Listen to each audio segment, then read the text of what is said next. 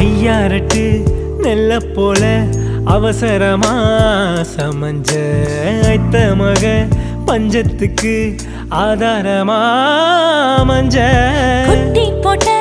பூனை போல பால சுத்தி குழஞ்ச பாவம்னு நீவி விட்டா கல்லு போட துணிஞ்ச